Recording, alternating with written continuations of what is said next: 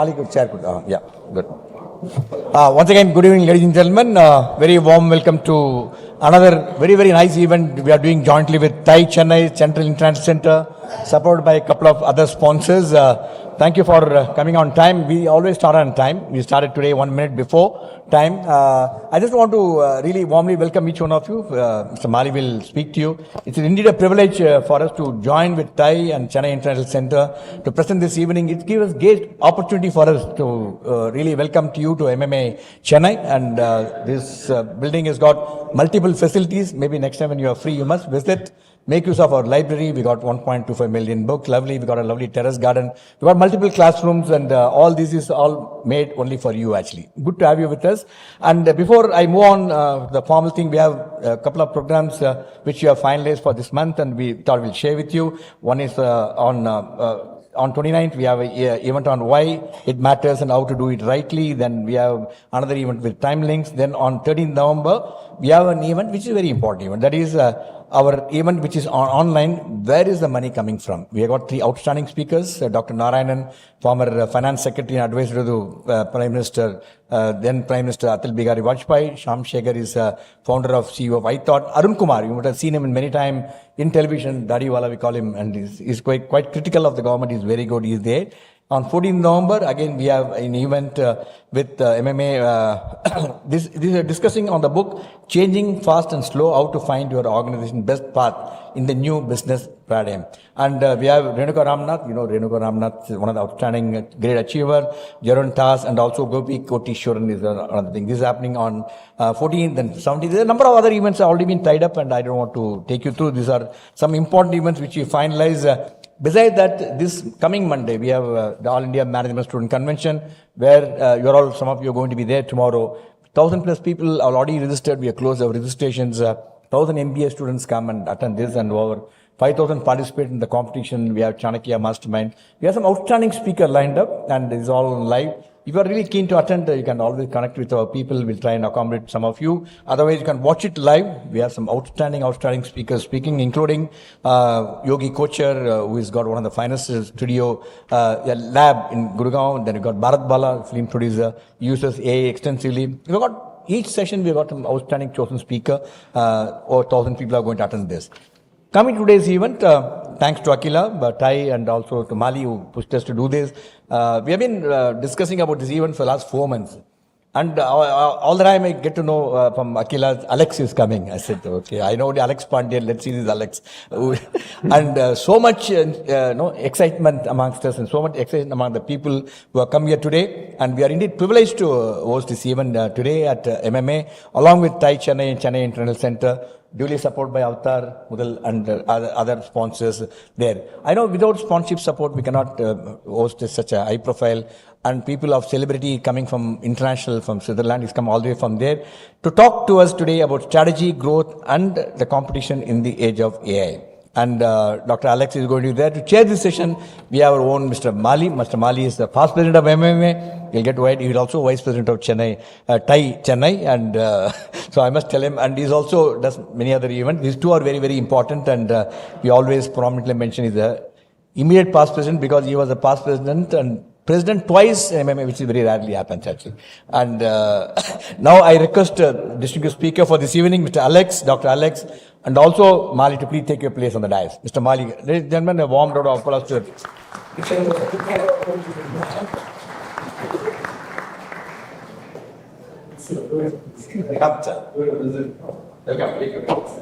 Thank you.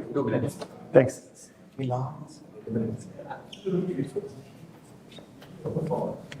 Before I move forward, it's always a privilege for us to honor the distinguished speaker for this evening.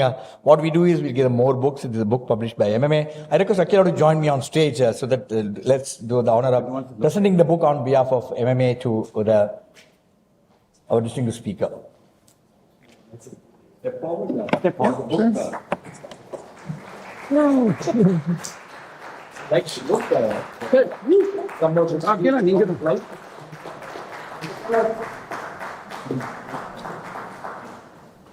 For you, we'll keep it for you. You can take it when you go. Thank you.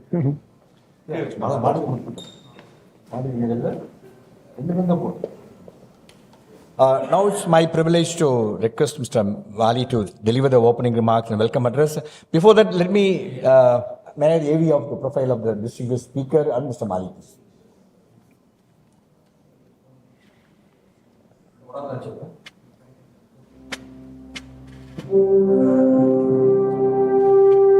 Mr. K. Mahalingam, partner and director of the TSM Group of Companies and past president of MMA, is a transformative leader and investor with over 35 years of experience. An alumnus of NIT Trichy and IIM Calcutta, Mr. Mahalingam has built TSM Group into one of South India's most respected automobile and diversified business groups. A pioneer in financial services, real estate, and angel investing, Mr. Mahalingam continues to mentor entrepreneurs and champion innovation across industries. May I request Mali to deliver the opening remarks and all the welcome address, please.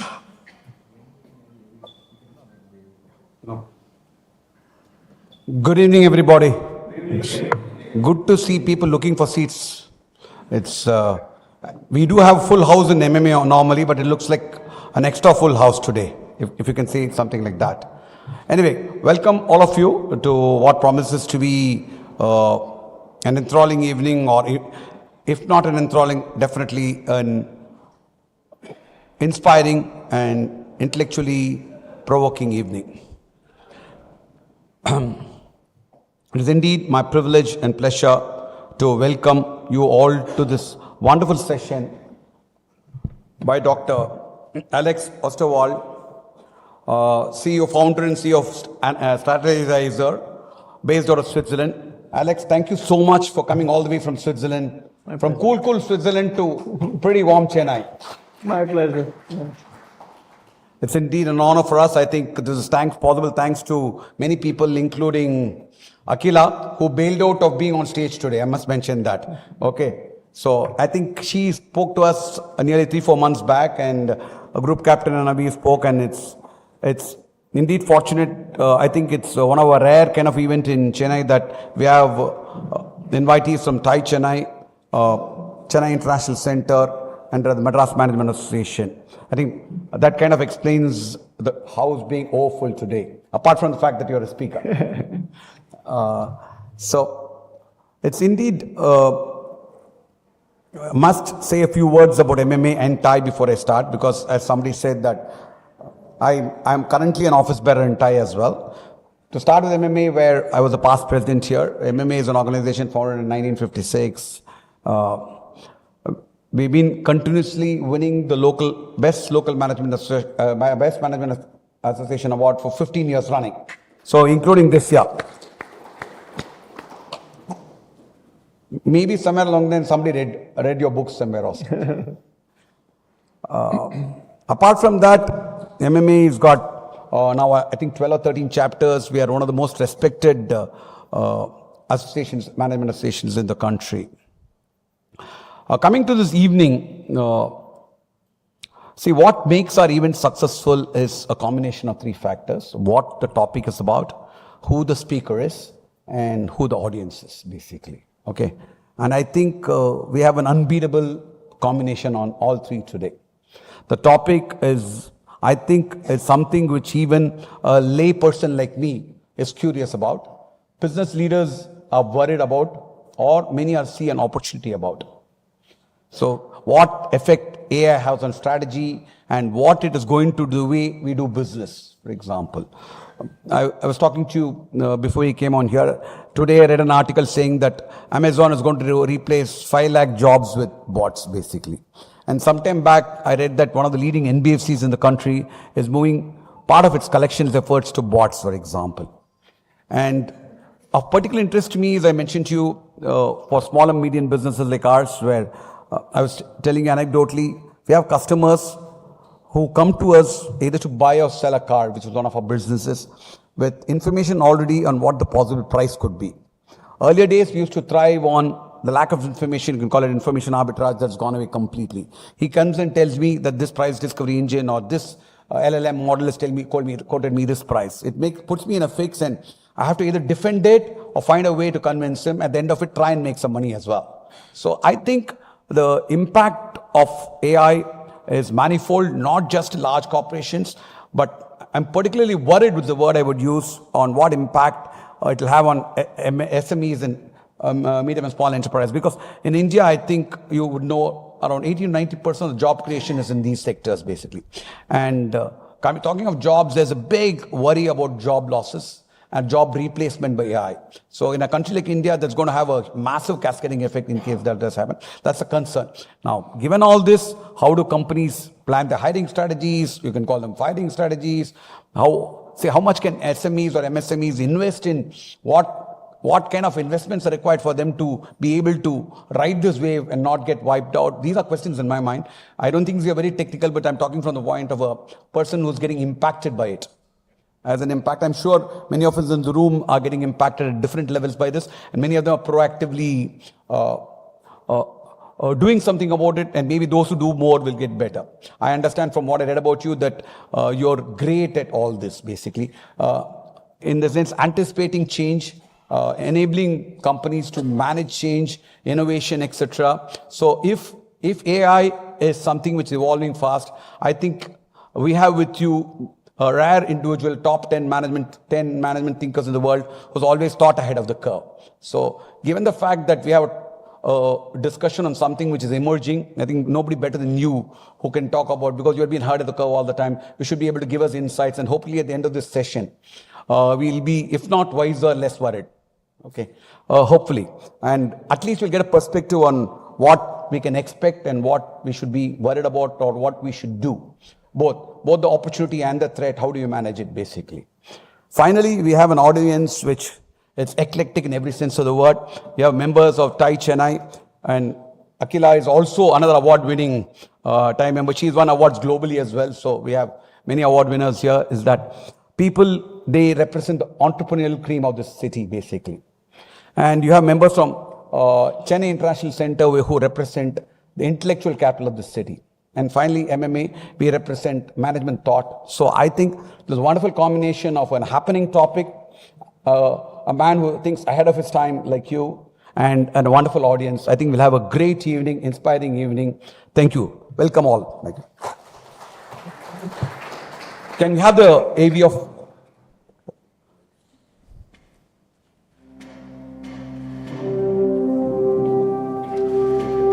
Dr. Alex Osterwalder, founder and CEO of Strategyzer, is a leading global expert in strategy and innovation. He co-created the business model canvas and value proposition canvas used by millions worldwide. Ranked among the top 10 management thinkers, Dr. Alex is also a best-selling author and keynote speaker. Through Strategyzer, he helps organizations master growth, transformation, and innovation. Dr. Alex holds a PhD from HEC Lausanne and serves as a visiting professor at IMD. You study in the US? No.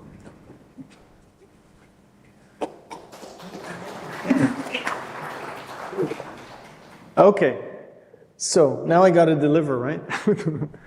I'm going to talk about innovation, if we can just put the slides up on the screen. So I might disappoint you with the first statement. I'm not going to talk that much about AI because for me it's just another technology. Now it's more powerful than probably most of the things that we've seen so far. But at the end of the day, it's basically a challenge for how we run companies to reap benefits from AI. AI is not the real challenge. And you know, some of you might know me from having started together with my co-author and friend Yves, the business model canvas. We created some other tools. But what we've seen over time is the leadership, the processes, and how you use these tools is how we create value from technologies. That might sound trivial, but it's actually not. Now, one of the advantages I think that I have is I get to work with the world's leading companies top down and bottom up. So in the last couple of months, I've been working with Honeywell leadership and L'Oreal leadership. That gives me kind of a top-down view. What do they struggle with? What do they know? What's hard, what not so much? But then also the bottom-up, working with teams, and then also being inspired by startups, right? So I see from very large companies to small companies, because there's so many who started to use these tools. Now, with my company, we try to innovate. So we're trying to give away our secret sauce. Everything I learned, we tried to package in these playbooks and hand them on. So what I'm going to talk to you about today is a little bit around the innovation playbook. That's one playbook composed of several. But before I start, I'm actually going to get you to work today. Who of you thought you came here to listen and not work? Not going to happen. I'm Swiss. We make others work, okay? So what I want you to do, just for a minute, very short minute, I want you to reflect on innovation. On innovation. I just want you to talk in groups of 2 with your seat neighbor. Pick a seat neighbor. What is innovation? Define innovation in 1 minute, okay? And everybody needs to talk. Whoever is not having a conversation is going to miserably fail with innovation in the future. Okay? So, let's go. 1 minute. What is innovation? Okay? Just have a conversation. Have a quick conversation.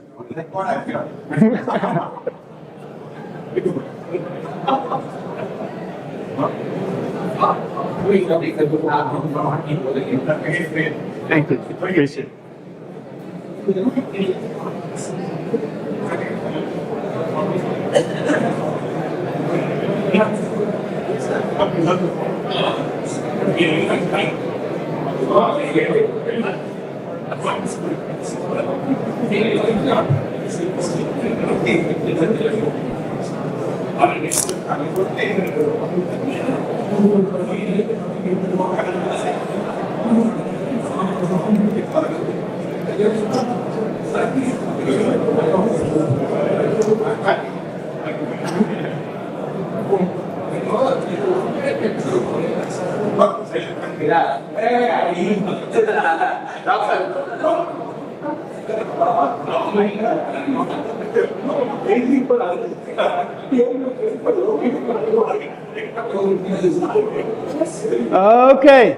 Okay. Let's do this together. So, I'm not so much interested in your answer, but I'm curious about what did you talk about? So the reason I asked this question, it sounds very trivial, but when we say innovation, often the first thing people think about is technology. Technology is a means to an end, right? So, but who of you did talk about technology? It's okay, because it's a means to an end, okay? Who of you actually talked about customers? Users, customers, right? Same category. Who of you talked about the team, the stakeholders, the employees? No? Who of you talked about society? Creating value for, who of you talked about creating value? Creating value. Okay, so there is no right and wrong. It's not like natural science, right? What is innovation? But the way I kind of define it is creating value for customers in new ways, creating value for your company in new ways, maybe new business models, creating value maybe for your team in new ways, because happy people will create more value, creating value for society in new ways, business models that actually have a positive impact, okay? So at the end of the day, what's the common denominator I talked about all the time? Creating value in new ways. So what we're going to do now is have a look at three things. I'll try to kind of get through these 3. I probably put too many slides. The first one is the biggest challenge of any established company. As soon as you're not a startup, what becomes a black hole is the business you're running. Many companies, they just say, I don't have time to innovate. I have no money. I have no capital. That's a wrong mindset. But I'll show you how you actually need to do both. The second one, I'm going to show you how leaders who are really good at innovation don't believe in the best ideas. They have a hypothesis-driven approach, so they experiment a lot. And then after, I'm going to show you this idea of outcomes with playbooks a little bit. Okay, so we're going to start with the first one. And I'm also going to make it competitive, so I brought some Swiss chocolate. Wow. Fresh Swiss chocolate. But you have to win it. So one person is going to win it, and since it's a big box, you can share, okay? So how does innovation work? It always starts with an idea. It could be a technology. It could be a market opportunity. It could be an asset you have. So Amazon had a big, infrastructure. So instead of just doing e-commerce, they started with Amazon Web Services to sell the infrastructure. That was an asset that they started with. Okay, it doesn't always have to start with a customer problem. Then you search for the right solution. Product, value proposition, business model. Once you found that, after this search, you scale and you run the business. And scaling could be to 50 people, 100 people, 100,000 people. Who of you has ever heard of Nestle? Used to be a startup 150 years ago, okay? Now today it's not a startup, so most of their time, Nestle will spend time here. But the same is for small, medium-sized companies. They spend a lot of time running the company. So we have time here, we have key performance indicators, KPIs. Now here's the challenge. Most established companies, they take what they know from here, running a business, and they apply it to innovation. But these two worlds are very different. This is a world that looks more like the startup world. It's a different mindset than this one. And there's no value judgment, they're just different, okay? They're different. Now, what we're going to look at, we call this explore and exploit. And academics often call this the ambidextrous organization, but I left academia a long time ago to work with businesses. If I use the word ambidextrous, a lot of my business people will run away. So we just say explore, exploit, okay? So we're going to play a game if the internet works with us. So I'm going to ask you 3 questions. I'm going to give you 3 terms, and you tell me, does that term go into exploration, innovation, exploitation, running the business, or does the term go into both worlds, okay? 1, 2, 3, 3 categories. So let's see if we can make it work. We'll discover, pull out your phones. And as a reminder, you're competing for Swiss chocolate. Not Belgian chocolate, the real thing, Swiss chocolate, okay? So, let me see. I'll switch here up, if this works. Okay, so we already have a couple of you in. So, as I told you, I'm going to give you 3 terms. And each time you just need to tell me, does it go in explore, innovation, exploit, running the business, or does it go into both? Now here's the thing, the faster you answer, the more points you get. And there will only be one winner in this room who will have bragging rights to be at least the most knowledgeable innovator, okay?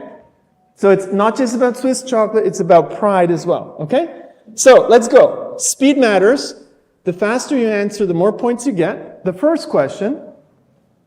Business plans, business cases, project plans are a useful tool to plan exploration, exploitation, or both. Business plans are a great tool. Okay? So, what do you think? Okay. So, 22 got it right. We have the rest of you, 54, who got it wrong. Business plans are the death penalty of innovation. Business plans are actually the best way to maximize the probability of wasting a lot of money. Why? Because we invest in an idea. So if you have an idea and you write a business plan and now you're asking an investor for money and the investor gives you money to execute the business plan, what are you going to do? If I give you $10 million, if I give engineers or scientists $10 million, what are they going to do? They're going to spend it on building something. So we'll execute the plan. What you need to do in innovation is experiment to figure out if it's a good plan, and you'll be willing to throw away the plan very fast, okay? So business plans are a great execution tool. They're a terrible innovation tool or startup tool, okay? And I'll get closer into that. Second one. Analysis, analyzing an idea. asking, is this a good idea, a bad idea? Thinking hard about the idea reduces risk in exploration, exploitation, or both.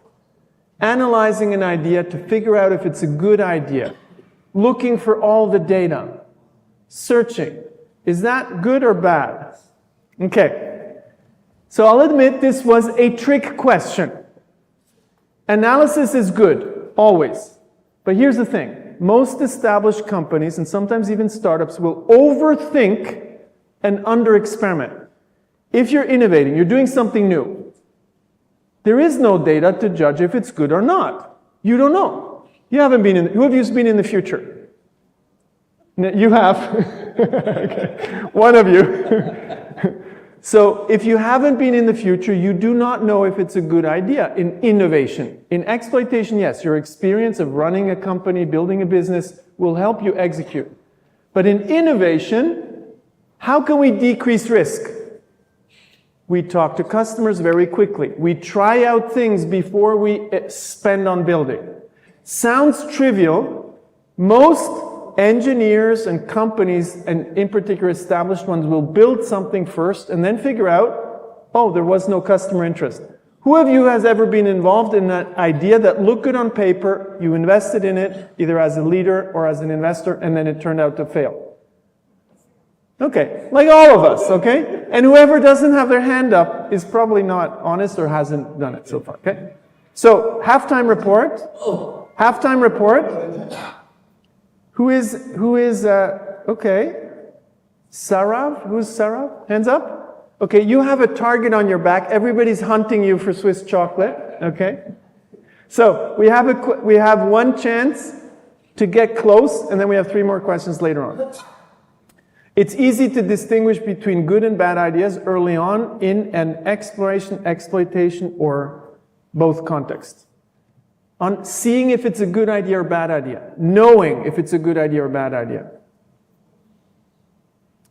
This is not a trick question, but I think here we should get more right ones. So if it's truly innovation, you do not know if it's going to work or not. Who of you in the room is a CEO? Okay, now here's the challenge for CEOs. If you have an idea, you think it's going to work, right? Yeah. What is the problem with the CEO's baby, with their ideas? Nobody's going to tell the CEO their baby's ugly. Okay, it's dangerous. Now you have some very rare CEOs who are not delusional. I'm a CEO, I'm always delusional. So I need my team to do the reality check, right? So in innovation, and I'll show you the mechanisms to actually invest, you don't know if it's a good idea or not. So it looks like we have a new leader. Okay, it's going to accumulate. Okay, MSD, hands up. Okay, you now have a chance to win, but we have 3 more questions later on, okay? So not done yet, sorry. Okay, so why am I showing this? So with all of the leaders I work with, the last time I showed this actually to the CEO of L'Oreal, I show them how this world is different. When we run a business, predictability is higher, which means we know the customer, we know the value proposition, we know the supply chain. There's never zero unpredictability, right? Because we have COVID, we have, the White House, and so on, okay? That was an attempt to make a Swiss joke, but I know our humor is not very funny, okay? We have good tennis players, but our humor is not very good. Actually, that's not true. Talking about humor, you know who the funniest Swiss is? Anybody know? Trevor Noah. Okay, you would not classify him as a Swiss, but he has a Swiss father, okay? Just in case you didn't know. So, in innovation, uncertainty is really high, and we need to admit that, so we experiment instead of planning, okay? Now here's a big one for investments, and it's the same for big and small companies. Here we make big bets because we need a big return and we know it's going to work. Often here we make big bets, but we shouldn't. What we need to do is, like in venture capital, I think some of you are venture capitalists, we make small bets, but we kill a lot of ideas very quickly. So I'll show you how to do that. Which means now, here comes the leadership challenge. For all of us who lead a company, here we ask the traditional questions on time, on budget. Here, it's what did we learn Should we kill the idea or should we change it and continue to invest? It's a very different mindset. But here's what's important. As a leader, as a CEO, sometimes I need to take the execution mindset. I'm running the business. And then 2 minutes later, I'm talking to my product team and they're innovating. I need to change the questions and the KPIs in my head. Not a lot of leaders are consciously toggling between the two, okay? Some are, naturally. Bracken Darrell, who used to be CEO of Logitech, he consciously, toggles. Jeff Bezos consciously toggles between the two. Others don't. No names shall be revealed. But now, how do you manage that? So I'll give you an example. I'll give you a big company and then a small company. So here's a big company that said, we need to do business model innovation. And this gentleman here, Uwe, was tasked with trying to get Bosch, a very conservative German company, to innovate. So this was his task. Now, they eventually succeeded to come up with 19 potential winners, and then they pushed it a little bit further. But to get to 19 winners, how many ideas do you think they invested in? So the question to you now, and I want you to discuss for 30 seconds, really short, did they invest in 19 ideas to get 19 winners? Did they invest in 43, 108, 214, or 926? 9 winners. Discuss with your team for a second. Over 3 years, okay? Over 3 years. But remember, who of you has ever been to Germany or worked with a German company? Bosch is a very conservative company. So if you say 900, look at the numbers here. You basically say they burnt 100 million euro. Because I'm not saying explore ideas, it's not free, it costs money, okay? So discuss for 30 seconds. What do you think they did? With your team, with your group, with your table. How many ideas did they invest in to get 19 winners? Just 30 seconds, let's go.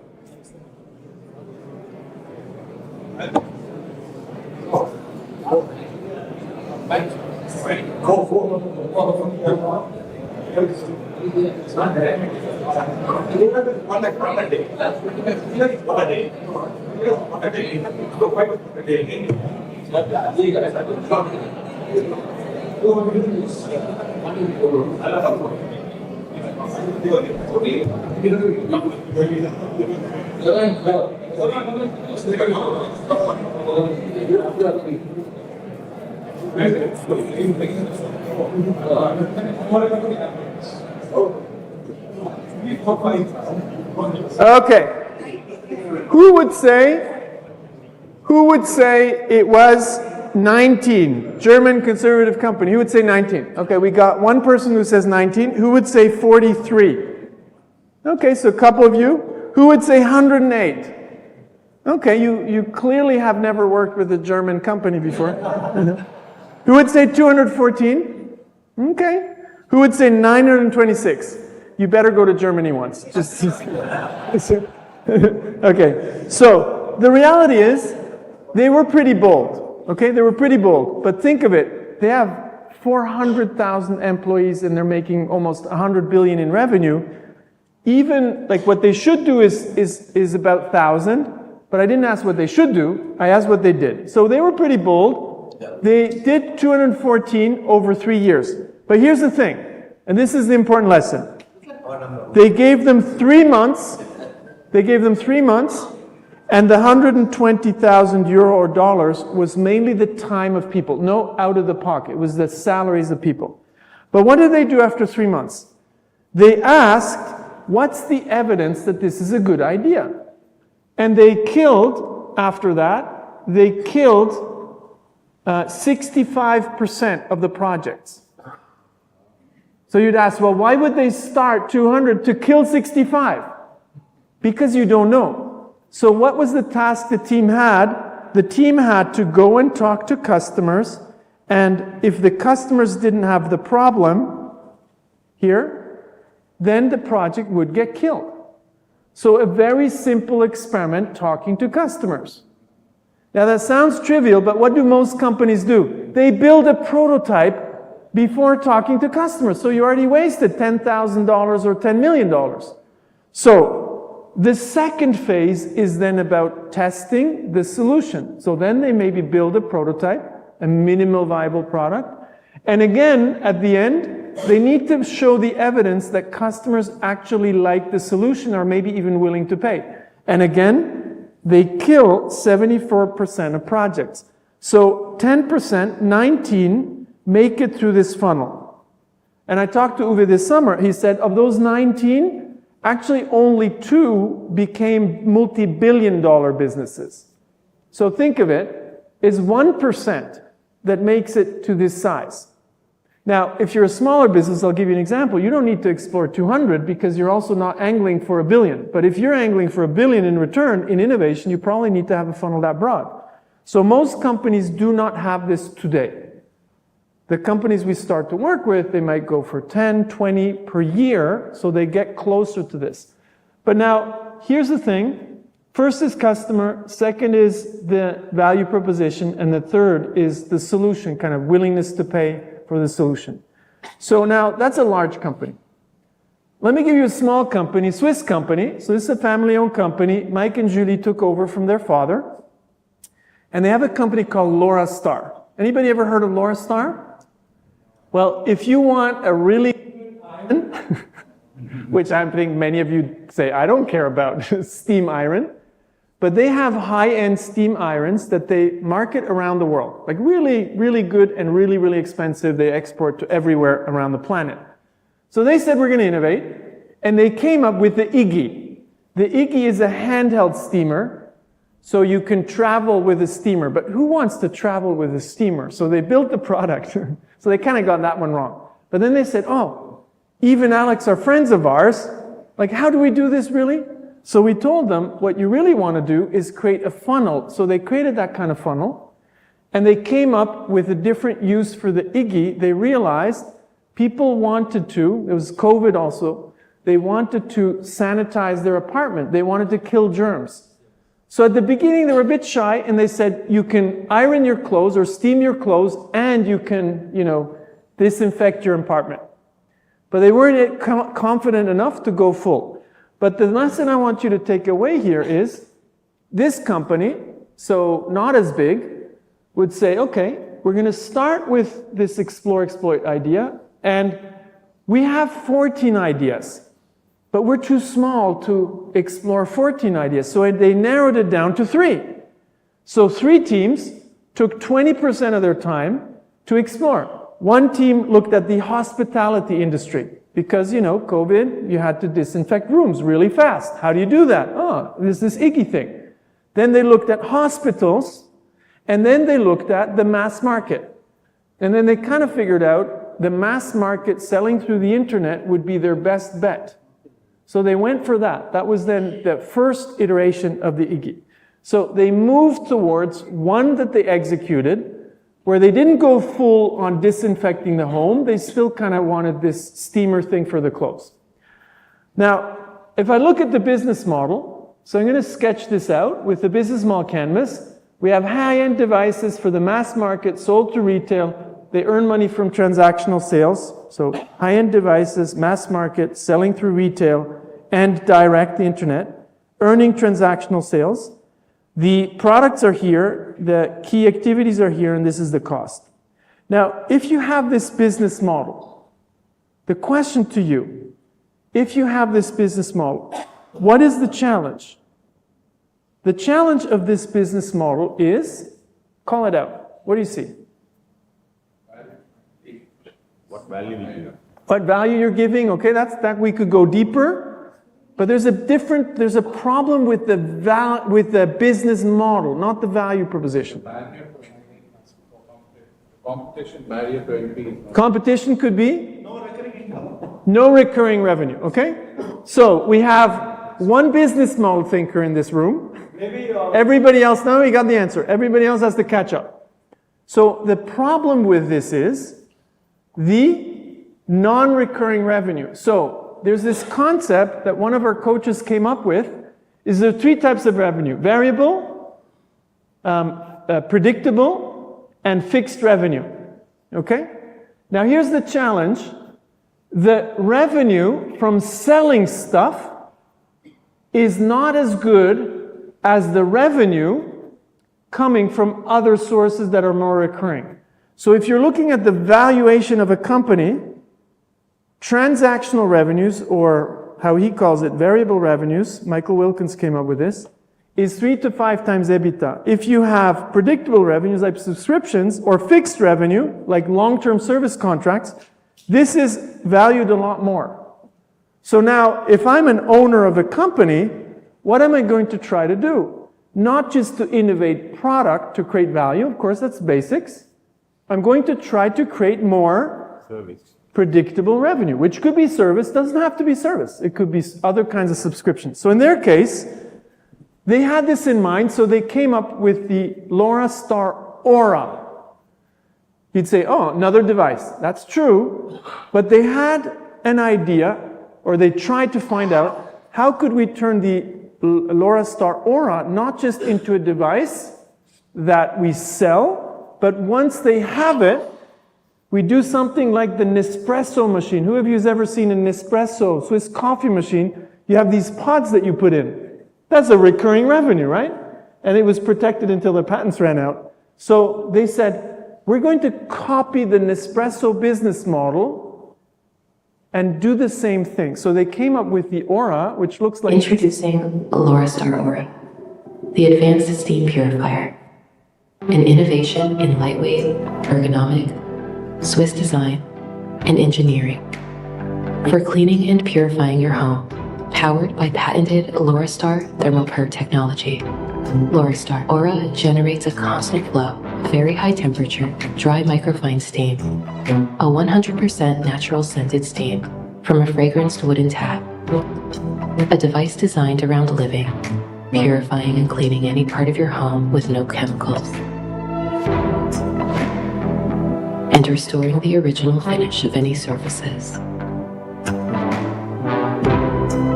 A way to live healthier and sleep better. Elevate your well-being at home. LoRa Star Aura.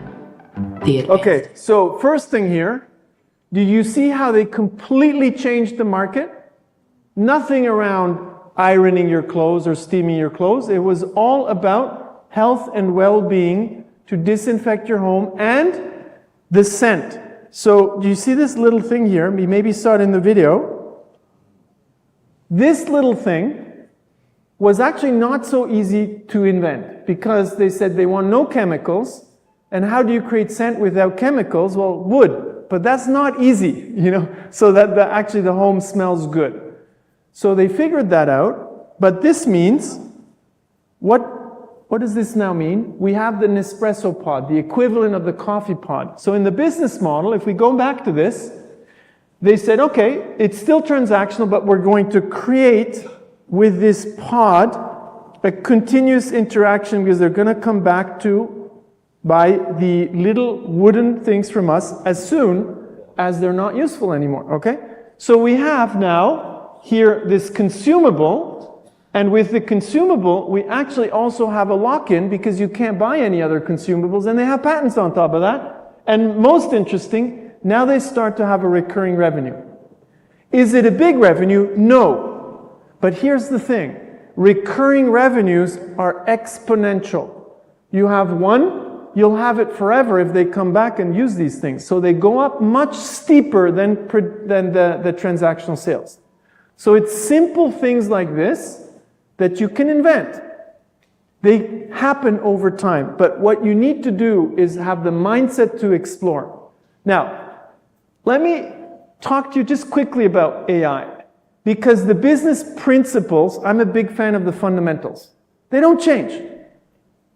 The technology changes, and yes, this is a crazy, technology in terms of, I don't know if you use it, I use it, like it's insane what you can do.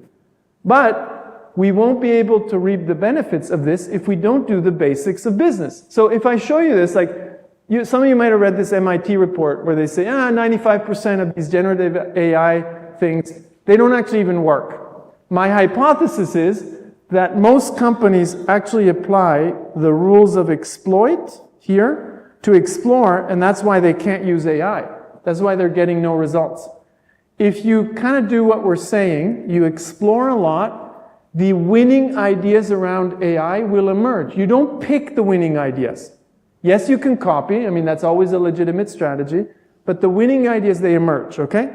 So, if we look at the principles of business, let me see if my thing follows here.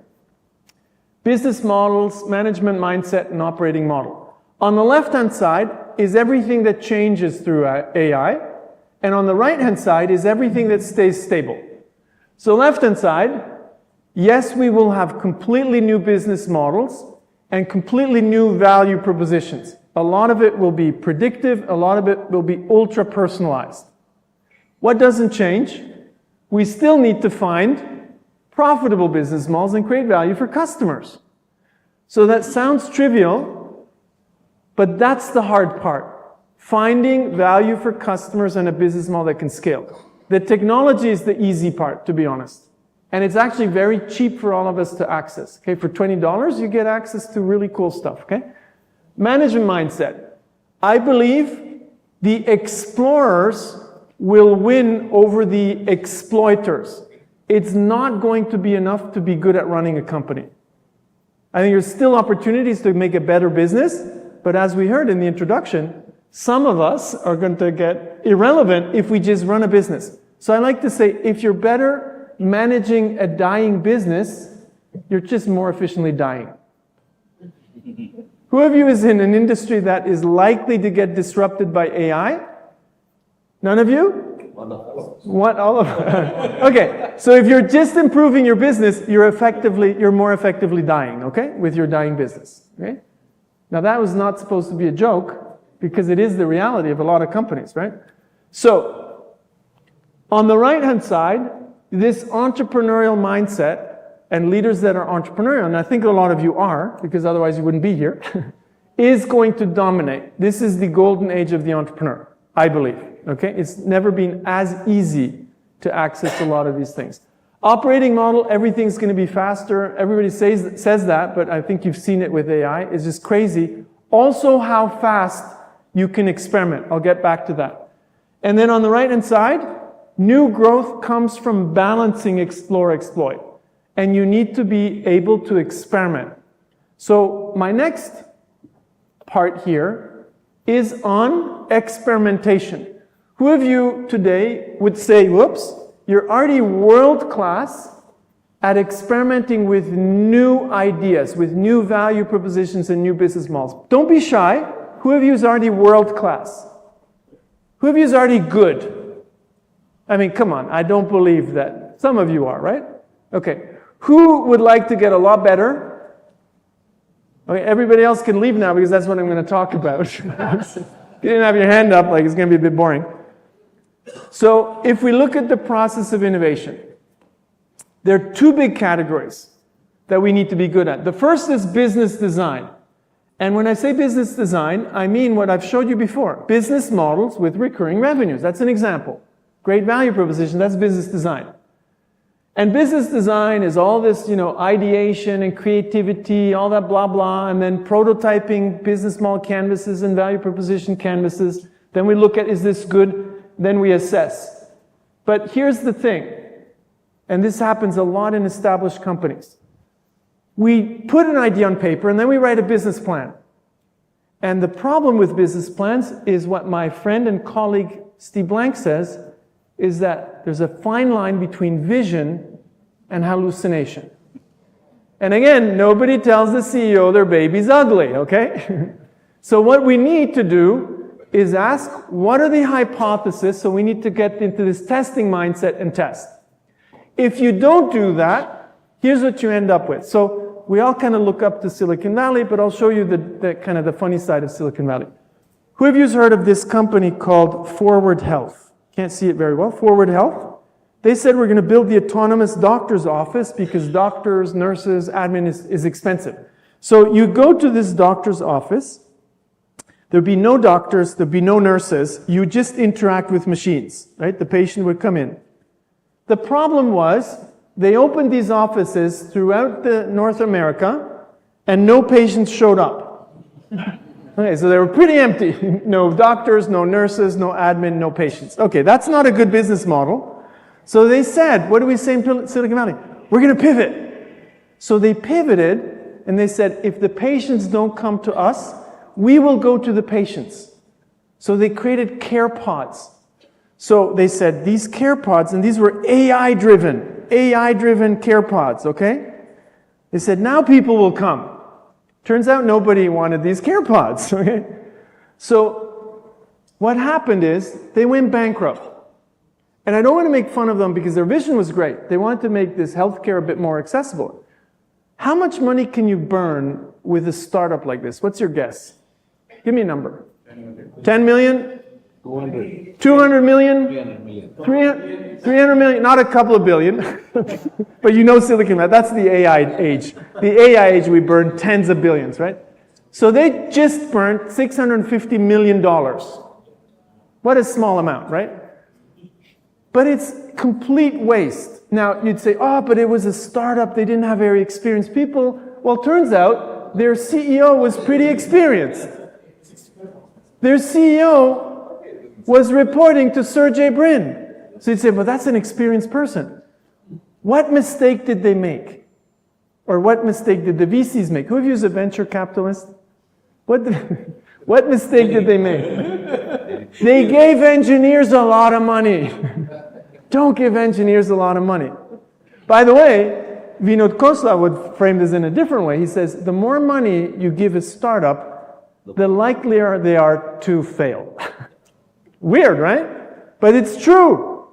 Because when you have little amounts of money, you will experiment, and you give them more, the more traction you have, right? So the key to the new type of management for exploration, I'm not talking exploitation, different world.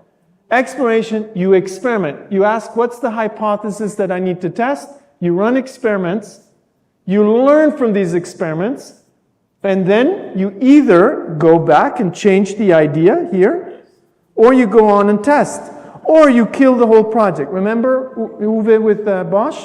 You kill the idea. That's okay. And that's actually the business model of venture capital. You know that most ideas are going to fail, so you invest in many. Okay? So that's the principle. Now, let's have a look at this, how this really works, okay? So, if we have explore, exploit, and we go into this left-hand side, there are three types of risks, three types of hypotheses you need to test for any new idea. Desirability, do people want it? Feasibility, can we actually build and scale it? And viability, can we make more money from it than we spend? Now, I'm going to talk about evidence-based. And I'm already going to tell you what evidence is not. So I worked with one of the top two food companies. One of the top two food companies. And I said, we need to test desirability, feasibility, viability. They told me, Alex, we test viability early on. I said, wow, you're pretty advanced. How do you test viability? And they told me, we make spreadsheets. Spreadsheets are not evidence in innovation. You know what a spreadsheet is in innovation? A fantasy made explicit. So you don't invest in the spreadsheet, but don't get me wrong, I want the spreadsheet at the beginning because I need to know, could this be a big idea? But everybody needs to know the spreadsheet is a fantasy. So what we do is we run experiments to support the spreadsheet with evidence. So if we do willingness to pay experiments, then we know people are willing to pay. What price? So we can run these experiments, okay? So let's have a look how this kind of looks like. Instead of investing in an idea and saying, is this good or bad? What do? We take this scorecard. So we have this innovation scorecard. And I'll show you how it works. And then at every phase, we score the idea and we score it for making progress. And this is exactly how Bosch did it. They killed ideas based on evidence that exists, or if evidence is not there, they kill the idea. Okay, let me make this concrete. So what's an experiment? Sounds kind of, what is an experiment? It's like in science, you take a hypothesis, customers are willing to pay. What could you do? You could talk to them. Do you have a budget for this? Yes. Have you ever paid for similar products? Yes. Do you see how now we're creating evidence to support the spreadsheet? Before we build it, because most companies, they start with feasibility. Wrong thing to do. So now the problem with with interviews is the evidence is very light. What people say is not what they do. Another experiment, like card sort. Who of you has ever personally run a business experiment like this? Talk to customers to learn about an idea. Who's ever done that? Okay, who of you has talked to a customer in the last 24 hours? In the last 7 days? Who hasn't talked to a customer the last month? Okay, nobody dares to put their hand up now, right? So let me show you what card sort is. There's this company, this was a startup called ShapeScale, and they had this idea for Imagine this scale. you step on a scale that not only reads your weight, but also scans your entire body in just a few seconds. Once your scale has synced with your smartphone app, you know exactly how your body has been changing over time. You will be able to visualize where you've been gaining muscle and where you've been losing body fat. Okay, I was obviously the model for that advertising, right? Don't laugh, that's unfair. Okay, so what they did is this is what you call card sort experiment. They said, we want to build an application for this scale, but we don't know which features are going to work best. So, and not from a technical point of view. So they came up with all of these features and they made cards, okay? So here, you have different things like tracking muscle, track measurement. Here you have, this is what I call the Champions League thing, when you drink too much beer and watch too much football. Okay, see that joke never flies. Nobody ever laughs anywhere in the world. And let me try another one. This is, if you don't laugh, I'm gonna be really sad. This is the Kardashian model, where you track volume. Okay. I think you laugh to just be friendly with me. But so the point is, they put these cards in front of the customers, and rather than just asking, what do you want? They said, could you force rank these? And it turns out that some features would outperform and some features would underperform. Now that's just one experiment. The best teams run 10 experiments like this. We actually now have about a yardstick with all the companies we work with, not startups, but large companies. It's one experiment per week. So the best teams get to 10 to 12 experiments, okay? Here's another one. Instead of building something, you could make a brochure or a spec sheet of a solution. So this is a company, that American Family Insurance, they wanted to build a new insurance or create a new insurance for farmers. But they didn't know if farmers would be interested. So what did they do? They made a brochure, they went to a convention, they gave the brochure here to farmers at the convention, and then they talked to them. But that's not all they did. They said, what people say is not what people do. So they did what you call a call to action experiment, CTA. Can you see here is the value proposition. Here, they ask, if you're interested, after the convention, call us or write us an email. That's a call to action. So if people say they're interested, but they never call or never send an email, how interested are they? 0, right? Or there's something more important. So in this case, 15% responded. The cattle farmers responded more than the corn farmers, so they changed the value proposition and the marketing methods.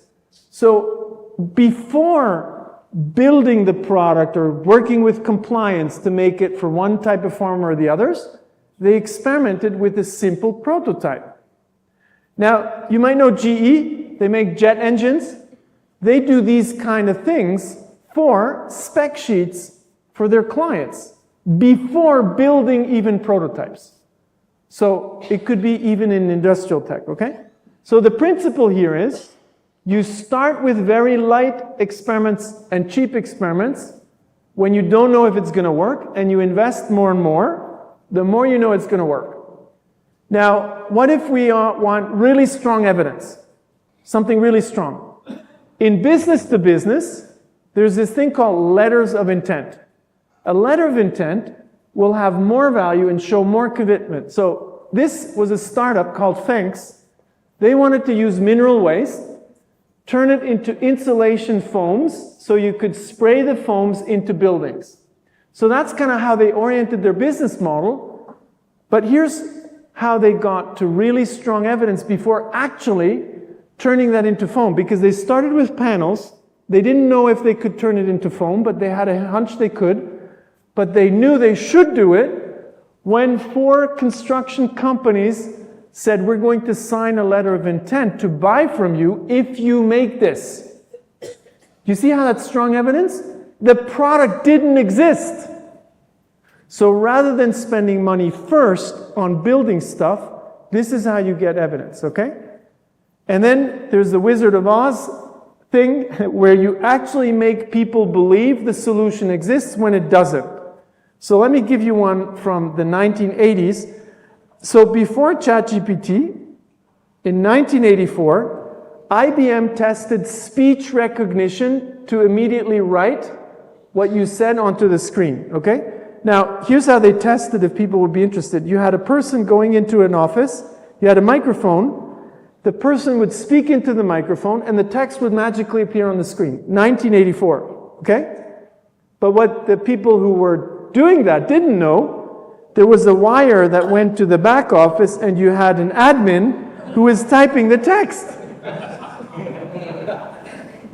So what just happened? The technology doesn't exist, so we didn't prove we can build it, but we did experiment with the user to understand, are they interested? How would they interact with it?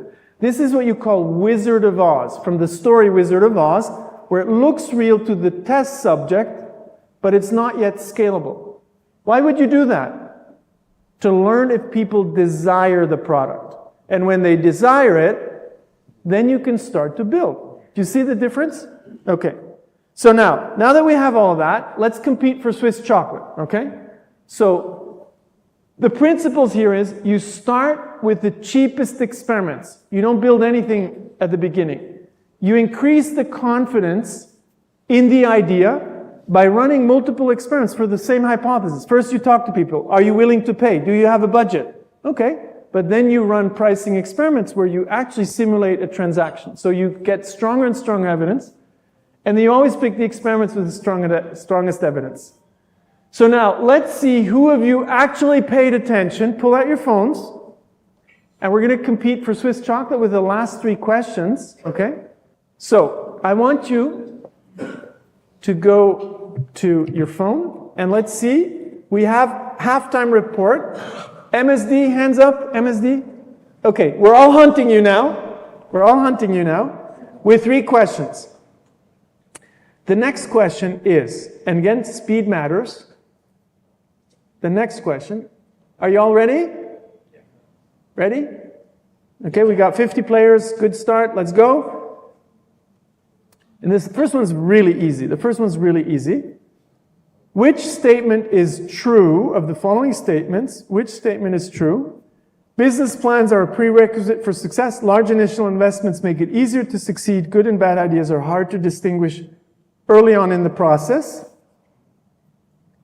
If anybody votes for business plan, you got to leave the room, okay? Okay, still some of you still believe in business plans. I can guarantee you they do not work for innovation, okay? Good tool for exploitation, bad tool for innovation. Okay, next question. This one is still straightforward. The last one's going to be a bit harder. What should most increase your confidence in an innovation project? Large-scale surveys, a strong spreadsheet with great numbers, experiments that get customers to do something, the opinion of the highest paid person in the room. If you vote for the last, then you're probably a VC. Okay, so that was a bad joke. Okay, look, you listen. Now, these were easy. The last one is a trick question. It's framed in a difficult way, okay? So the last one is framed in a difficult way. It's not that hard, but it's framed like brain gymnastics. Which statement is wrong? Incorrect. Which statement is wrong?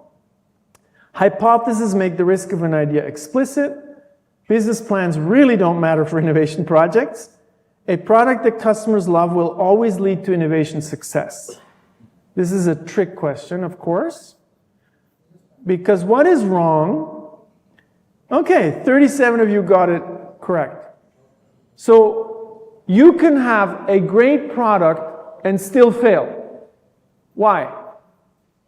Because you're spending more money than you're earning, which sounds again trivial, but a lot of startups, they go bankrupt because they don't earn money at all because they build something nobody wants, or they don't have a scalable business model, okay? So I can give you $1. If it costs me $2, it's going to be a wildly successful product, but it's going to be a terrible business model, okay? So seems to make sense. Why am I emphasizing this? Because most companies focus on product and testing product.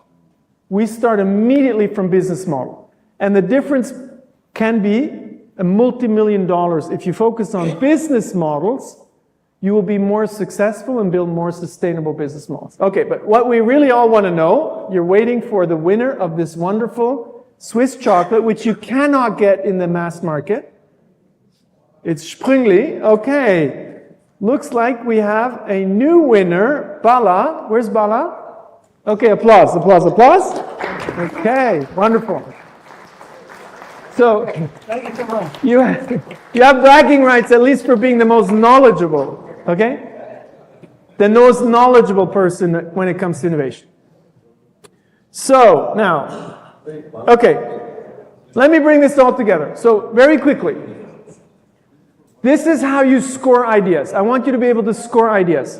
The example I'm going to give you is an old one. This is Tesla pre-Elon Musk, okay? Pre-Elon Musk. The founders, Martin Eberhard and Mark Tarpenning, they had this vision of the Roadster. But when they started, and Mark gives a wonderful talk, when they started, they didn't know how to succeed, so they tested their ideas. So the first experiment they did is they put the existing electric vehicles in front of people and asked them, what do you think of these cars? This is how electric vehicles looked before Tesla, okay? So this is Mark talking about it. Why weren't these cars selling? Now, and some of these people were in San Carlos, I think, or Menlo Park or San Carlos. We used to go over and look at them. Okay, so anybody know why these cars weren't selling? But the first thing they learned is the current buyers of electric vehicles are not our market. So they learned that their market is people in the US who want to buy a German car. Not an electric vehicle, a German car that happens to be an electric vehicle. So then they actually did another experiment, what you call a mashup.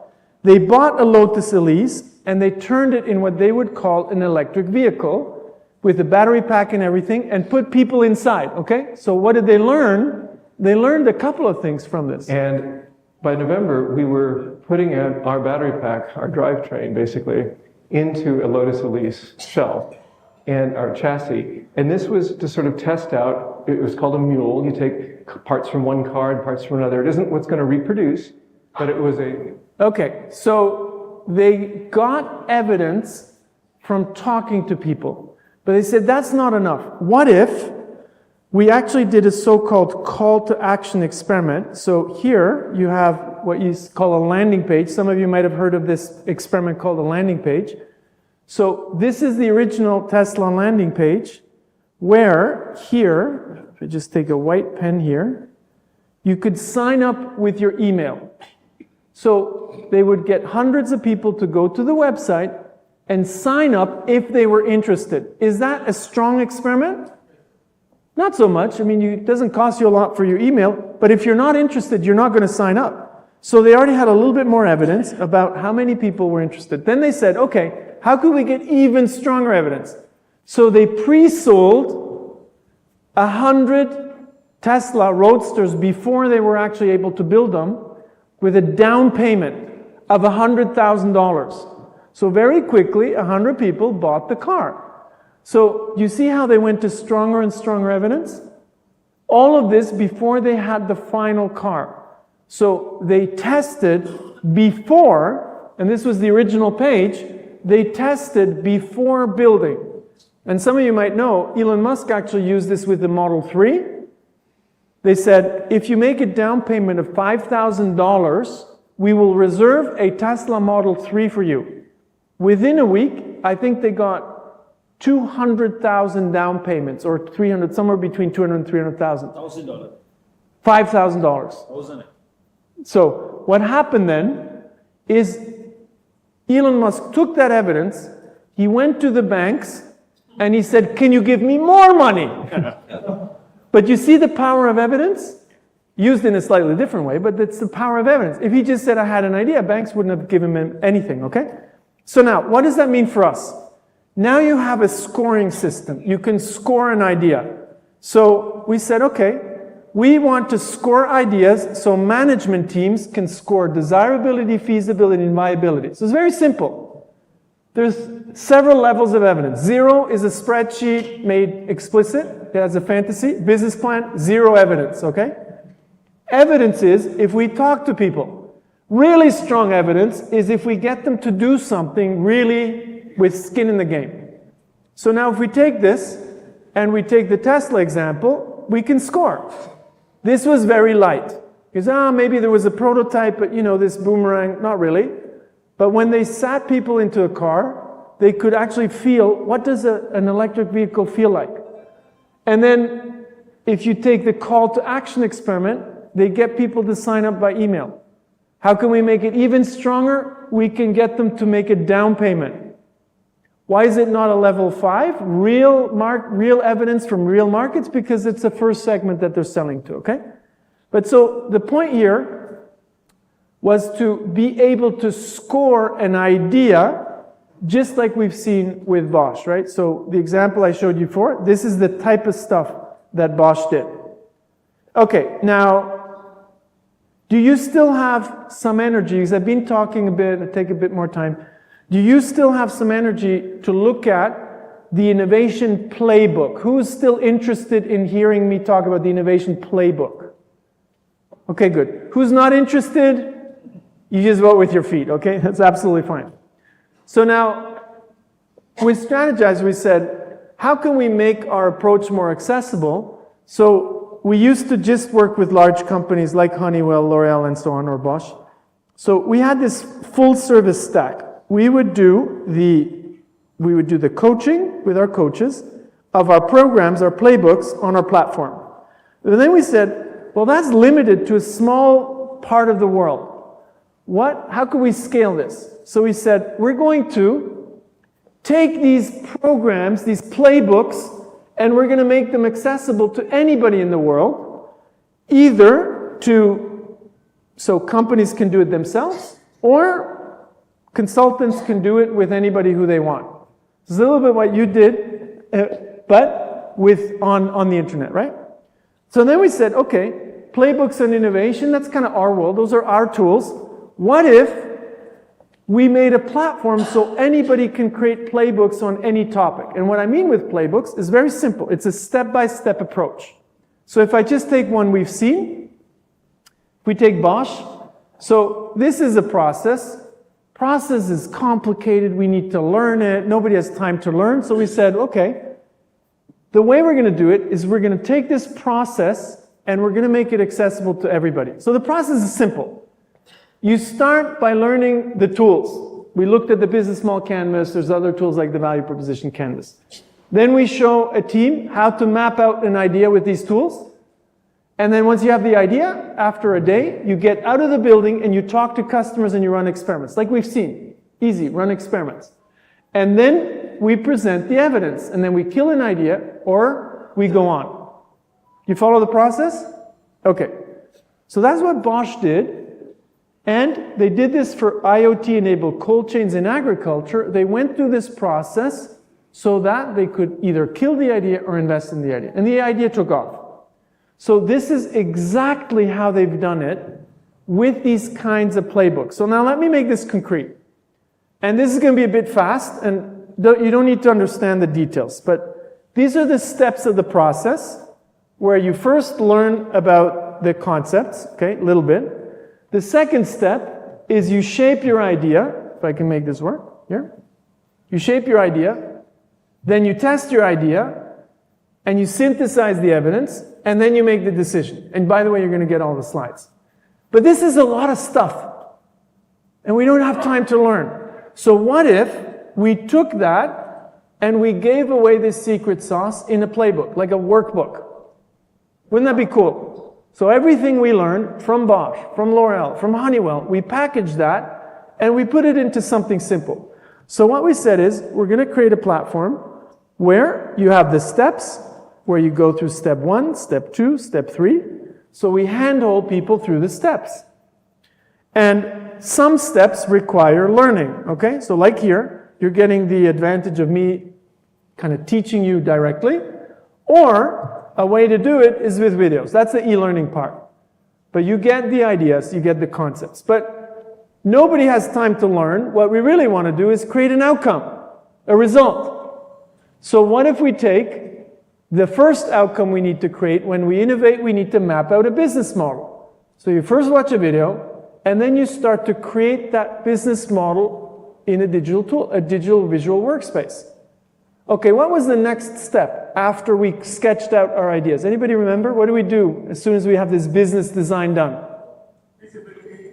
No! Feasibility is not what we need to do. Are you an engineer? What do we do before feasibility?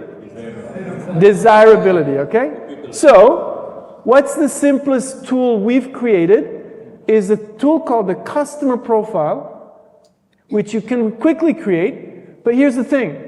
Then you get people to get out of the building to interview. So we said, what if we created a tool where it automatically creates the interview for you? So you go through this tool, you interview customers, and it immediately synthesizes that for you. So step by step, and it helps you do things. So innovation doesn't need to be complicated. It's super straightforward to do this, okay? Now, let me give you a different approach of how you can use AI to think about value propositions. Who of you in your business ever had to think about how your products and services create value for your customers, to articulate not the features, but the value proposition? Who of you has ever worked on formulating the value proposition? Who of you has ever used AI to help you formulate the value proposition? Okay, it's very powerful. So let me give you kind of just the big picture playbook. So we created this playbook because we've seen a lot of engineers, in particular in large companies like Honeywell, they have a hard time articulating their value proposition. So we said, what do you really need? You need a product description. You need an understanding of the customer. We call this the customer profile and the solution. And then you need an LLM. You need AI of your choice. I like using ChatGPT. And you take that and put it into a great value proposition. So, first step, understanding customer, jobs, pains, and gains. Okay? What do they care about? Second step, what are the features that your customers care about most? Once you have that, you take these three, product description, deep understanding of your customer, deep understanding of the features they care about, and then you throw it into an LLM, and out comes, magically, a great description of how you're creating value. You do not need to think anymore. You can do this in a very short time frame. So I did this for Strategyzer, for the playbooks. So we take a product description, we rank the customer jobs, pains, and gains. We rank the features, not based on our understanding, but based on customer understanding, and we throw this into an LLM. So technically it looks like this, a bit of text. We turn this into text, don't even need to turn it into text. Then we take that, and magically, with a prompt, it helps you create that value proposition description based on what you did. But the point here is, I didn't immediately go to, hey, ChatGPT, create a value proposition for me, because I need to do some groundwork. I do need to understand the customer. I do need to understand which features they value. So that's back to business basics. With LLMs, we cut corners, but we actually won't get there faster in many cases. So the business basics still apply. So when I do this with this kind of prompt, it spits out 3 different results, okay? Results without the theory was the first prototype, then it comes up with a second prototype, and a third alternative. So it gives me, in a matter of milliseconds, 3 alternatives, and I can start working from there. It's much faster. Faster than your marketing team could do this. So marketing as a profession completely changes. Do you see what I'm talking about here? So it's not a text, writer anymore. It's proving things. So then I did a second one. I said, okay, now I want you to focus just on my customers' main jobs, main pains, main gains. Create me different alternatives. So again, within milliseconds, it creates a prototype for me, or 3 prototypes: main customer job, main pain reliever, main gain creator. So immediately, without a marketing department, I get stuff there, and then if I have a marketing department, I can iterate. But so the ways we work will change. The business fundamentals, customers, value proposition, and iteration will not change. Now, once I have this, so I just spit out 3 different alternatives. What's the next step I would need to do? I came up with 3 possible descriptions of a value proposition. How do I know which one's the best? I could talk to customers. Even better is a so-called A/B test. I test 3 different solutions, each one with 1,000 people, and I look which one performs best. So talking to customers is one. More effective is what you call A/B tests. But so what I showed you that applies to innovation also applies to execution. Okay, so these are the kind of playbooks. I have another playbook, but I think in the interest of time, I'm going to actually stop here and we can go to questions. For the last playbook, I'll do some marketing for a free product. We have a webinar on the playbook to run strategy sessions. Who of you has ever been in a bad strategy session? Okay. Now, because you run them on your own, you got to be careful what you're saying, right? So, I've been in a lot of bad strategy sessions because the leaders we work with, they're not experts of strategy sessions, they're expert of their content. So what we said is, why don't we write a playbook on strategy sessions? So what we're going to show you in the webinar is the strategy sessions we run for large companies of which you all know the names, because it's pretty accessible and it's just about playbooks and processes. Anyways, I'm going to stop there. I do hope you learned a little bit of something. So we did have a great audience, right? So, but thank you for paying attention. Okay, yeah. We have a mic here. The mic is still fine, yeah. And I apologize for the lacking Swiss humor.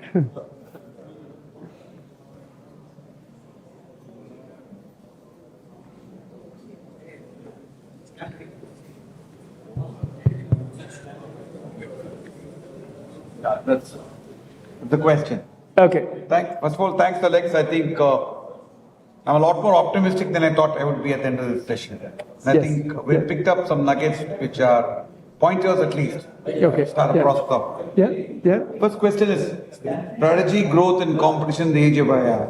Dr. Alex, in the AI era, what are the biggest strategy blind spots you're seeing among established companies? Okay, so I'll give you the very, very biggest strategy blind spot is this. If we can put on the slides, can you put the slides back on? So the biggest blind spot is, we can get this back up, is this, that companies are 99% focused on running the business, and they're really bad, from the selection that I see, they're really bad at experimenting with new ideas. So remember I talked to you about the dual mindset, explore, exploit? Many companies, they actually have managerial leaders, not entrepreneurial leaders. Entrepreneurial leaders are good at running the business and exploring at the same time. And I think that's the biggest blind spot, is that we have great managers in the companies I work with, but again, like that's a broad statement of my view on the companies I work with. And we do not have enough entrepreneurial leaders. That might be very different in this room, okay? So I can't speak for the people here, but the companies I work with, and this is not a value judgment, they just grew up running a company. And I have CEOs who tell me, Alex, I don't know how to do exploration. So they're very honest about these things. I think we've answered this question. Answer. Next one. Could you share examples of companies that have successfully used strategies or playbooks on to reinvent themselves through AI? But through AI, I would say it's very early because exploration of bolder ideas, not just innovation in the core engine of improving the business, does take 3 years or so. So today, and you'd be surprised actually, today most companies that come to us, they do not come to us with the mandate to implement AI innovations. They don't. They just say, help us explore, and some of the teams will work on AI, most of them don't. So when everybody tells me all the innovation budgets are going to AI, I can't confirm that. Now, I can't talk for other companies than the ones we work with. All they say is, and I won't give you the name, but one of the large companies we work with, they say, oh, Alex, we understand we applied the exploitation playbook to exploration. Just help us explore more. And they don't narrow it down to AI. But the point is if they know how to explore, AI will be a side benefit which they will be able to explore. So again, it's the management basics to a certain extent that will help you apply. Something you'll succeed in be AI. reiterating all the time. Yes. This question, you could see the question. Yeah? You have not? Okay, we see it on it. You have not assessed the role of culture in this. Yeah.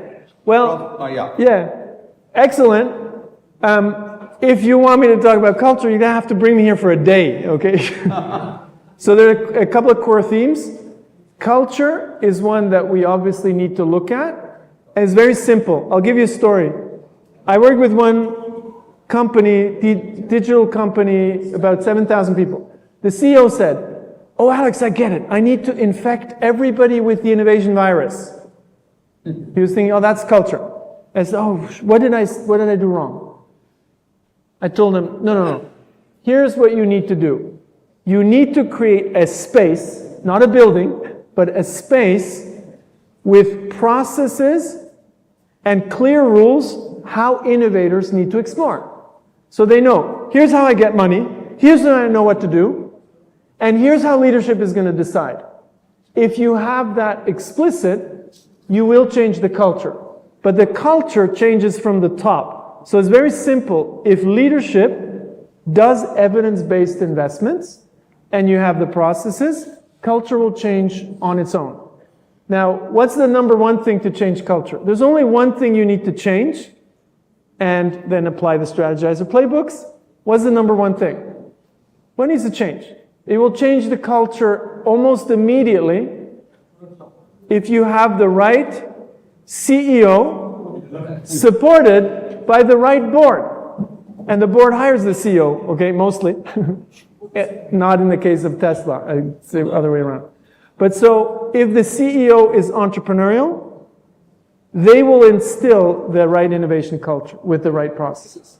But it starts with the CEO. Innovation is top-down and bottom-up at the same time. This one. How can senior leadership teams use Strategyzer framework to turn AI-driven insights into actionable business strategies? Rocky. So again, it's not rocket science. It's back to the basics. Science, yeah. It's rocket science. It's number one, dual mindset, explore, exploit, number one. Number two, evidence-based processes and leaders who invest in evidence. And then you give what we call innovation guidance. You say, we want to create new value propositions and business models based on AI. So you narrow it down to the strategic guidance. You have those in place. Things will almost happen automatically. It's not that hard, but you have to have a buy-in from everybody. Next one. Bro. Yeah, this is the one. Semantics rather than fundamental business value, of course. Okay, let me be very clear. Technology, AI, robotics, whatever you want, does not create value per se. Which sounds trivial, okay? But I work with technology teams that think technology first. What you want to instill is technology teams that immediately talk to customers. So AI, it's all the same stuff. Technology does not create value. Enablers at best. Yeah. So let me give you an example, a story. So about 10 years ago, I had to go to Portugal and I worked with an accelerator. I went to every entrepreneur and I asked them, how are you creating value for customers? I asked every entrepreneur, how are you creating value for customers? On the actual data. What do you think? What do you think their answer was? my product does 1, 2, 3, 4, 5. Then I went to the next one. I said, no, how do you create value? 1, 2, 3, 4, 5. So everybody talks about features. AI or not, doesn't matter. So then I said, no, you did not listen to my question. How are you creating value? And then they looked at me and they didn't understand. So I said, take your feature and tell me why your customers will care about your feature. Now that seems, again, so trivial. But talk to your teams and ask them, how are we creating value for the customer? Yes, and they will. Honestly, business is not that complicated, but we make it complicated. So we need to get back to the basics, is my take on it. I think it's a motherhood question. Yeah. How can AI be used to create sustainable development? That's above my pay grade. I'm not going to answer that one. So again, if we look at the question is almost formulated in the wrong way. So it's the same processes to create sustainable businesses like any other technology. So again, it's asking, how do we create value for customers or stakeholders or beneficiaries with which business model? The only difference is, here you add a constraint and you say, we have an impact constraint, which is we want to create environmental impact. That's a constraint. That's the only thing you add, and the rest is creativity of how we do that. To be fair to the question, two buzzwords are happening today. Yes. AI and sustainable development. Yes. The question is about two buzzwords happening. Yeah. Is that it? Yeah. Okay. Good. Okay. Done. Thanks, Alex. I think it's Thank you very much. fantastic. Thank you. Good thing I had it gray up. Yeah. Good. And thanks for your patience. Yeah. Great. Yeah. Excellent. Good. Thank you, Dr. Alex, and over 840 viewers are watching the program live. We got a lot of questions. We tried and accommodated as many as possible. Thanks to all the members of TAI, MMA, and CIC for joining us. Thank you.